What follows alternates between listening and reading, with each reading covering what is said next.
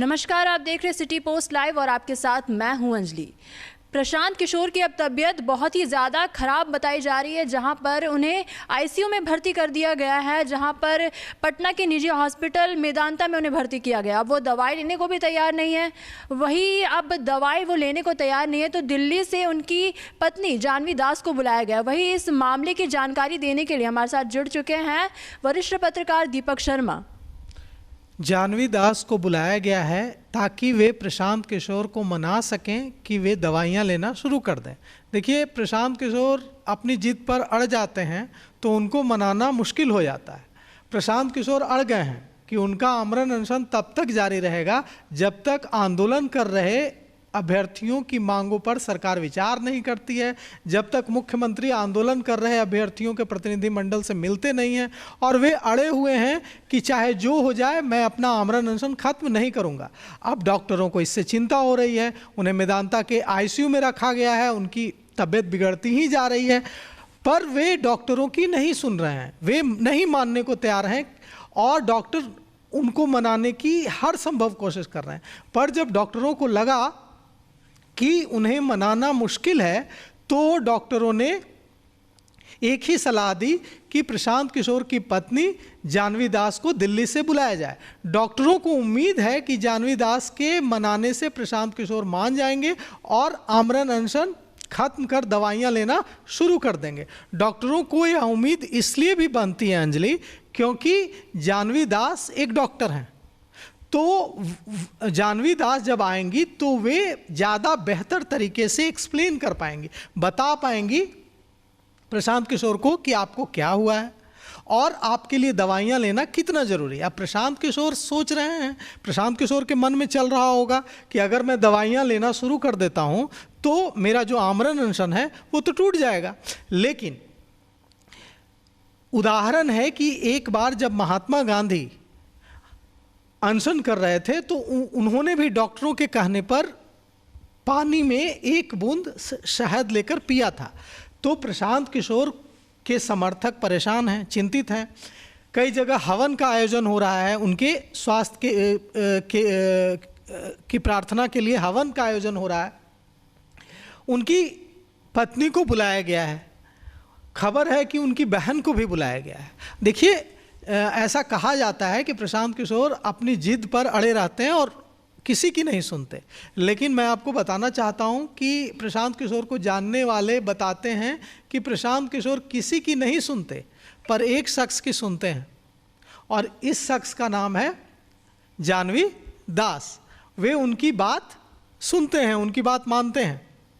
तो इसीलिए डॉक्टरों ने जानवी दास को दिल्ली से आनन फानन में बुलाया है, तुरंत बुलाया गया है उनको, और वे खबर है कि वे पहुंच चुकी हैं पटना और उनकी बहन भी आ रही हैं, प्रशांत किशोर की बहन भी आ रही हैं, जानवी दास भी आ रही हैं।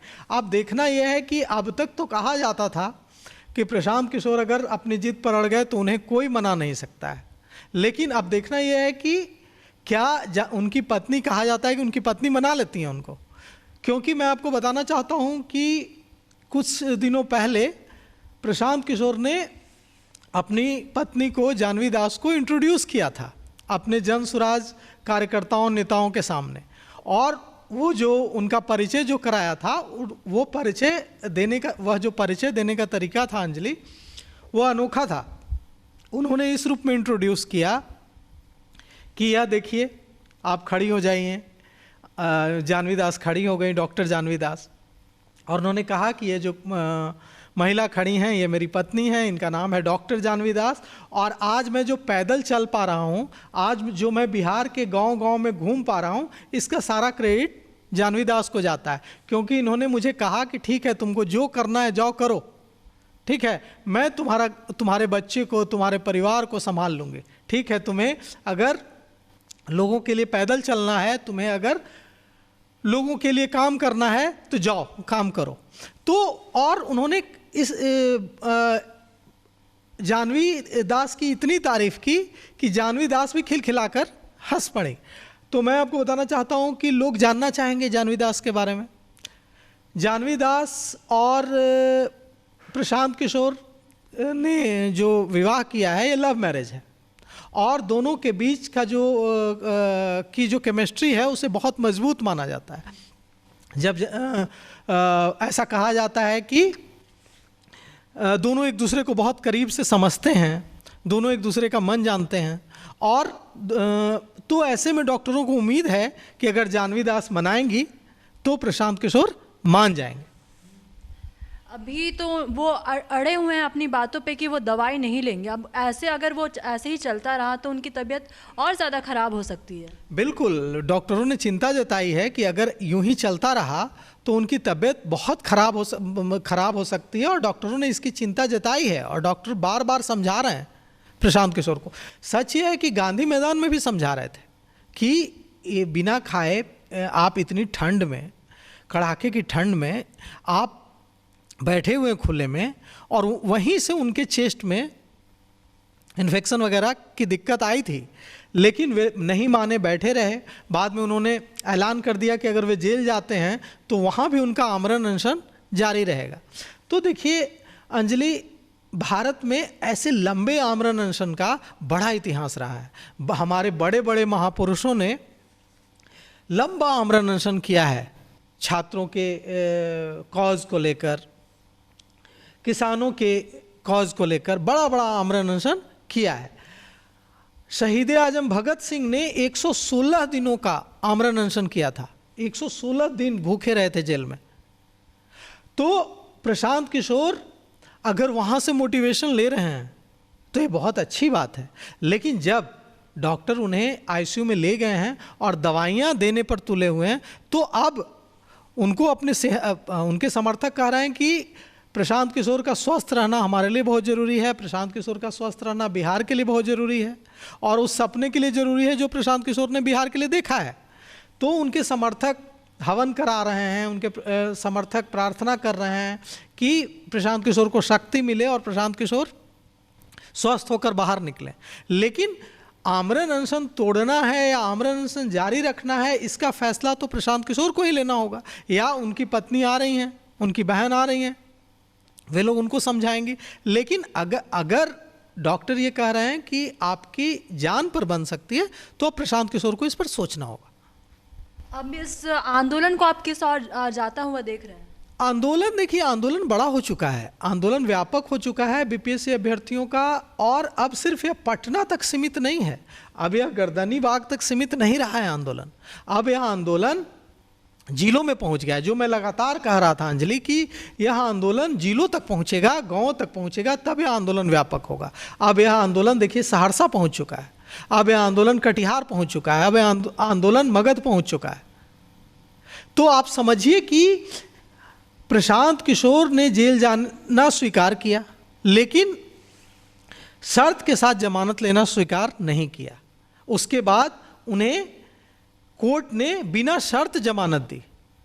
इससे जो मैसेज गया है युवाओं में, वह बड़ा मैसेज गया है कि यह आदमी, यह व्यक्ति हमारे लिए लड़ रहा है। इस व्यक्ति ने जेल जाना स्वीकार किया और अपनी बात पर अडिग है ये व्यक्ति।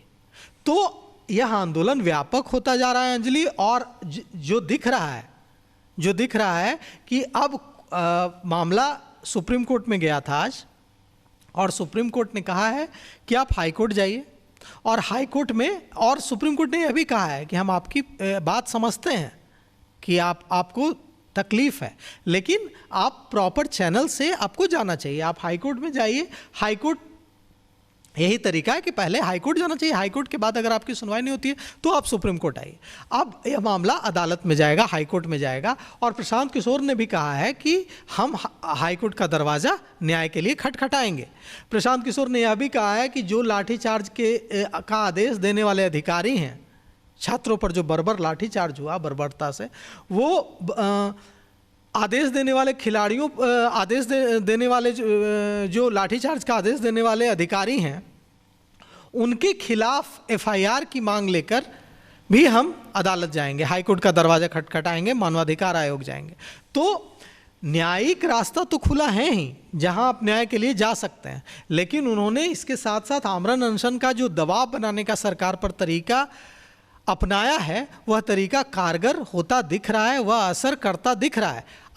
आप देखिए कि हमलावर होने की कोशिश कर रही थी सरकार जब तक गांधी मैदान में थे। लेकिन अब आपको ये दिख रहा होगा कि सॉफ्ट टोन जो है थोड़ा सॉफ्ट हुआ है, क्योंकि देखिए बार बार प्रशांत किशोर कह रहे हैं, और ये सच भी तो है ना अंजलि, कि जनबल के आगे कोई बल नहीं है।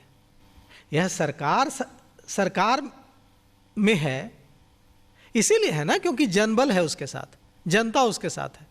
तो अगर वह जनबल प्रशांत किशोर के प्रति अच्छी भावना रखने लगे, यह भावना रखने लगे बिहार के युवा कि यह व्यक्ति हमारे लिए लड़ रहा है, तो बड़ा मैसेज चला जाएगा ना।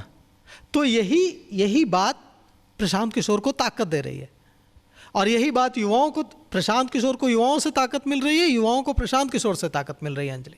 तो यह आंदोलन तो बढ़ चला, आंदोलन तो व्यापक हो चला। अब प्रशांत किशोर डॉक्टरों की बात न मानते हुए, दवाइयाँ न खाने का फैसला लेते हुए कितने दिनों तक यह आमरण अनशन जारी रखते हैं? यह फैसला तो उनको लेना है, या यह फैसला उनकी पत्नी जानवी दास को लेना है, जो खुद डॉक्टर हैं। लेकिन यह तो उनका व्यक्तिगत फैसला होगा, निजी फैसला होगा। इस फैसले में के बारे में कोई दूसरा, उनको ही फैसला लेना होगा, कोई दूसरा फैसला नहीं ले सकता है। लेकिन आंदोलन जो उन्होंने मैसेज देने की कोशिश की, वो मैसेज युवाओं में चला गया है जी। तो ये तो तमाम तो ये तो महज एक चर्चा थी, लेकिन आगे ये देखने वाली बात होगी कि आगे जाकर प्रशांत किशोर दवाइयाँ लेते हैं कि नहीं, क्योंकि उनकी तबीयत अब बहुत ही ज़्यादा ख़राब बताई जा रही है। तो फिलहाल इस खबर में बस इतना ही। इसी प्रकार की खबरों के लिए बने रहे सिटी पोस्ट लाइव के साथ। आपका धन्यवाद। वीडियो को लाइक करें, शेयर करें और चैनल को सब्सक्राइब करना बिल्कुल ना भूलें।